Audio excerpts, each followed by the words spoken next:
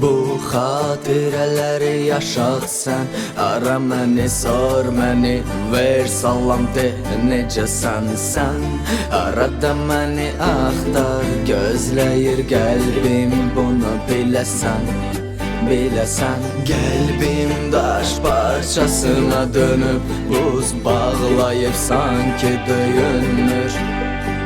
Hərəkət yox, tərpənmir, ölüb, nəbzi yox, halında heç görünmür.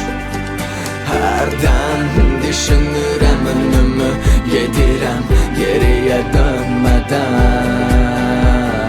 Hərdən düşünürəm özümü, gedirəm soyuq ölkədən. Hərdən düşünürəm önümü, gedirəm geriyə dönmədən. Hərdən düşünürəm özümü, gedirəm soyuq ölkədən.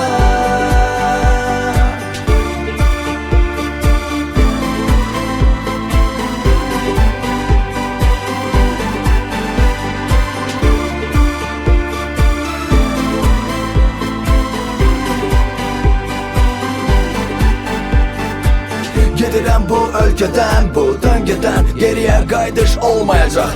Məni tərk edən qadın sanmasın ki, Ceyhun bir daha olmayacaq. Olacaqdan fərqli bölgədə, məsafələr çox uzaq. Sən olmayan bu ölkədə, bax bəlkə də peşmansan. Hələ dərk edə, bilə peşman olduğunu son bir saat. Vaxt azdır, mən daha gedirəm bu ölkədən, bu ölkədən.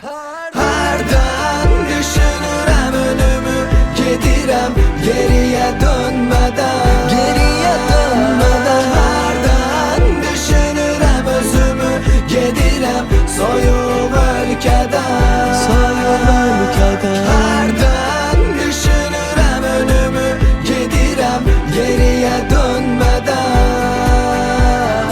Hərdən düşünürəm özümü, gedirəm soyuq